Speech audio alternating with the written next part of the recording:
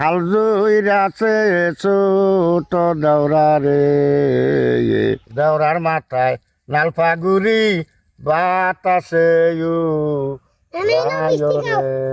মিষ্টি।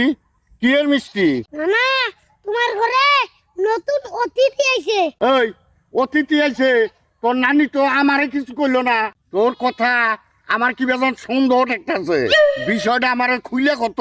নানির ঘরে যা দেখলাম একটা ছেঁড়া আর নানি সেই হাসাহাসি করতেছে। তুই কোস কি রে? নানা, আমি ওই নানিরে জিজ্ঞেস করলাম ওই ছেঁড়াটা কেরা।